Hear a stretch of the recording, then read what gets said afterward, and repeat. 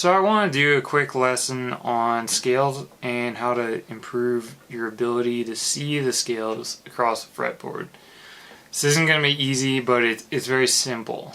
And the more you start doing, it's like anything, you gotta just do it to get better at it. So on guitar, typically we learn scales as these boxes, these shapes. Like if we learn the A minor pentatonic, you know, typically we learn that shape.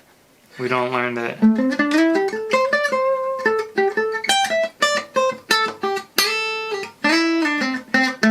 Usually it takes some time before a teacher is like, okay, look, they're connected. They're all across the fretboard. It's not just a shape.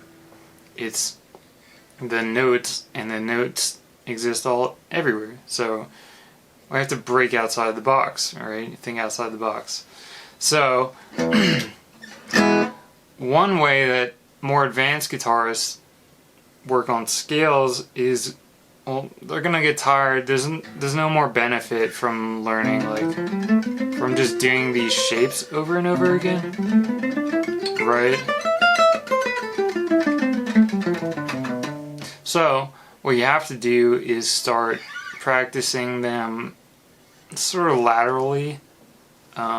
Usually we learn the box, the position first, but we don't learn the scale across one string. So first, let's just start with one string. Let's say we're in E major. There's two things you gotta know. Either you gotta know the theoretical way to build scales, like E major, it's gonna have F sharp, C sharp, G sharp, and then D sharp. So you got 4 sharps. You can either know that, like, okay, we have E, F sharp, G sharp, A, B, C sharp, D sharp, and then we start over. Those are your 7 notes. Or you can reverse engineer it, sort of, and skip the theoretical approach. At some point everything's theory, but you can think like, E is the root, so all I gotta know is the pattern of whole steps and half steps. So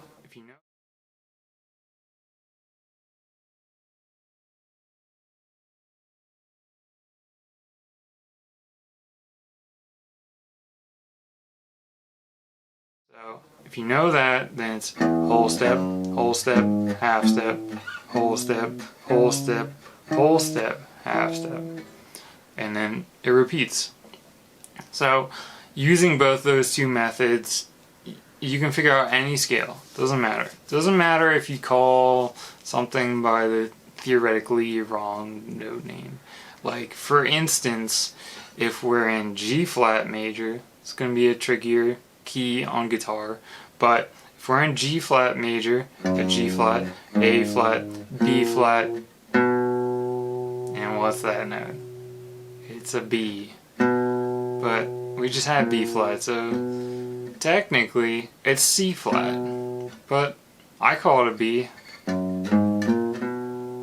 It doesn't matter. It doesn't matter that it's technically C flat. Like, just let go of all of that. As long as you can play, it doesn't matter.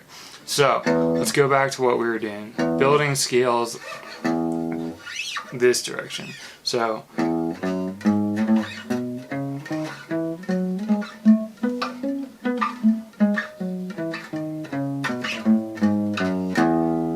first, just try to figure out scales on one string, and then, you know, a lot of people practice scales, all they do is just, they go up and then they go down. But most people have trouble, and myself included, a lot of people have trouble just thinking of a letter in the alphabet and then being like, okay, what's the previous letter? Like, what's around it? Usually people are like, what's after H? Like A, B, C, D, E, F, G, H, I. Or what's before J?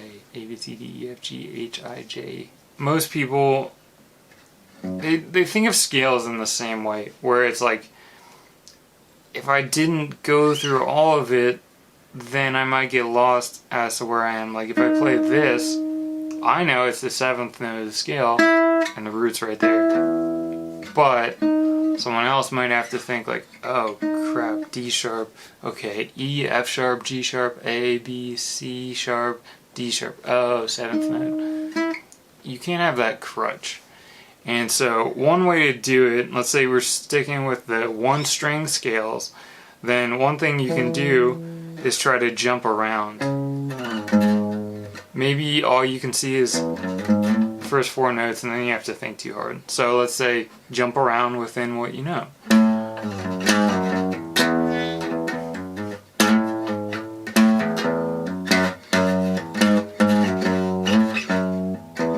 You'll get bored pretty quick, so add on some more notes. Let's add on the next 2 notes.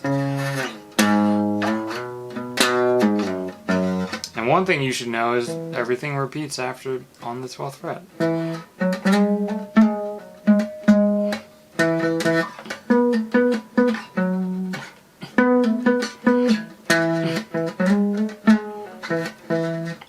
And make it musical. Don't waste your time doing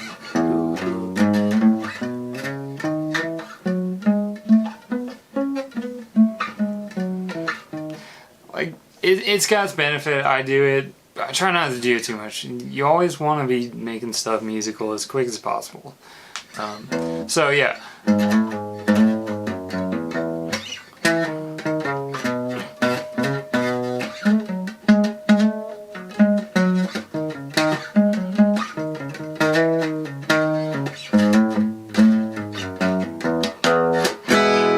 So just try to have some fun on one string. Listen, if you hear a weird note, stop, try and figure out if you made a mistake. But, you know, it's gonna get kind of boring pretty quick, so obviously you can go through all the strings, like, you know, take some trickier ones. The E strings are probably gonna be the easiest ones. Most people know the notes on the E string and the A string, but not so good on the rest of them. So like maybe you take like, let's take the G string. So you know the lowest note I can possibly play is the G sharp. So start from there. G sharp, A, B, C sharp, D sharp, E, F sharp, G sharp, A, B, C sharp, D sharp, E, and then, you know, go back down. Going down in theory is just as easy, but a lot of people have trouble with it, so make sure you can go down to E, D sharp, C sharp, B, A, G sharp, F sharp, E, D sharp, C sharp, A, or B, A, G sharp. That's all you can do on that string. So you can do the same thing on any string, and you should. Once you can do that just fine, the thing you gotta do is start connecting strings together, but have a similar approach of we're gonna use everything, we're not just sitting in one spot getting comfy. So there's a couple of options. One, to just know what a whole step looks like from string to string on all of them. It's gonna look like pinky to index, except for the G string to the B string. So in this case, like if we have a whole step, let's say F sharp to G sharp, that one just looks like ring finger to index or pinky to middle finger. And then, you know, back to B string to E string, it's going to be the same. Pinky to index. And then the only other component you need to know is half steps from string to string. So half step from string to string, let's stay in the scale. From D sharp to E, it's going to look like a whole step with a reach back with the index, right? And you can check it with the string you know, right? You can always use your ear. Yeah, it's the same thing. You know, I didn't have to sit there and be like, oh, D sharp, E, D sharp, E, even though I know it, you know, my ear can tell me. So if you know those half steps, then the only other one to know is the G string to B string. So G string to B string, let's say we're still in E, D sharp to E, it looks like pinky to index with one finger per fret, right? And that's it. if you know what whole steps look like, crossing strings, and you know what half steps look like, crossing strings. I'm emphasizing that because it's the trickiest thing to understand. Then you can start putting together what the scale looks like across the whole fretboard. Now we're not following patterns so much. We're just thinking, where am I in the scale and where am I going? And try to hit the whole thing and then go back down. You know, real simply, let's not even think about note names. Just thinking first note of the scale, second note, third note. I know 3 to 4 is a half step. And then 4 to 5 is a whole step. 5 to 6 is a whole step. And then 6 to 7 is a whole step. And then 7 to 1 is a half step. So I'm going to cross strings here. So I know that it's like one pinky to index, but I have to reach back. Right? So now I can just stick on one string for a little bit. 1 to 2 to 3.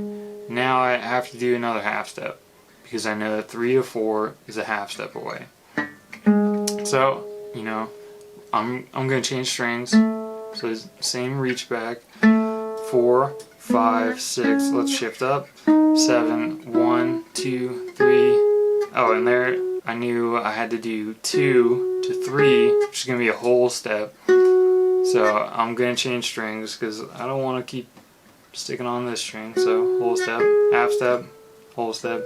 Changing strings, remember the whole step on G to B looks like ring finger to index, or pinky to middle finger. So then, so I'm on note 6 of the scale. 7, 1, 2, 3, 4, 5, 6, 5, 4, 3, 2, 1, 7, 6, 5, 4, oh shit, 4, 3, 2, 1, 7, 6, 5, 4, 3, 2, 1, 7, 6, 5, 4, 3, 2, 1. Let's just go through that again.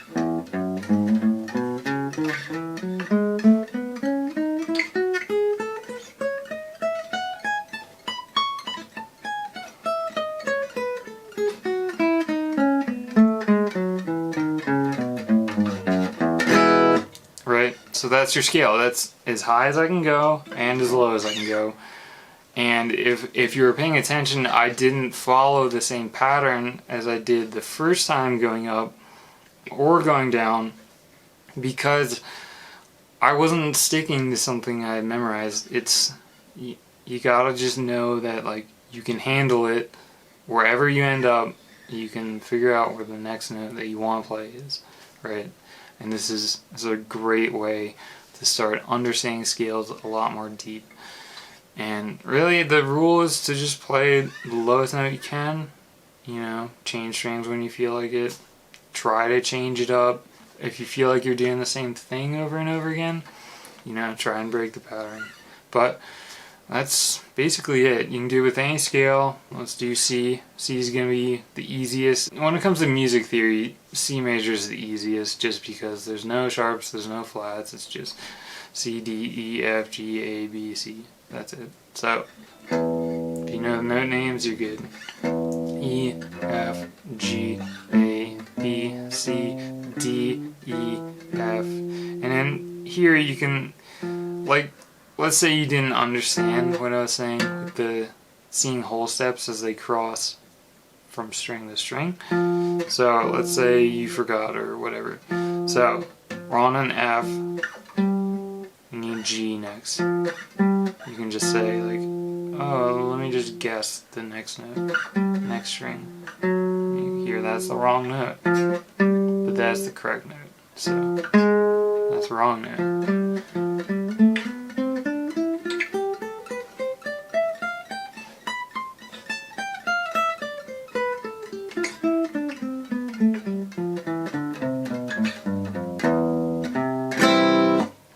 It's not too hard. It gets hard with some keys you're going to be weaker at, some keys you're better at. It gets a lot harder once you start trying to make music with it, and you know, you're pushing your limits, or if you're pushing the limits of your speed capabilities, that's when it gets tricky. But at first, don't be too concerned with that. Just take take a key, let's say we're in G, you know, I know that it's G, A, B, C, D, E, F sharp. It's the only note different from C major. So lowest note's E.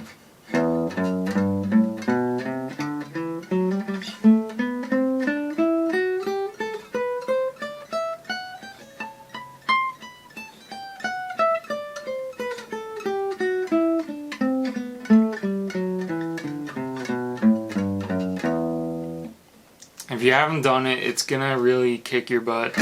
But things that are challenging are usually the things you should be doing. The difficulty of it is an indicator of how weak you are in a certain area. So if it's tricky, work on it. You know, if all you can do is one scale, C major, then do that. But, you know, challenge yourself. Like, someone might be like, whoa, Kyle, why didn't you tab it out? Because I don't have time. You don't want me to tab it out, because then I'm gonna suck. I'm not gonna have any time to practice, and then I'm gonna give you crappy lessons, and you're gonna learn wrong. My brain's gonna break, and I'm just gonna teach you wrong, and then you're gonna go out in the world and show off your cool guitar skills. You'll be like, look at this chord. It's beautiful. No tabs. Don't be lazy. Hit the subscribe.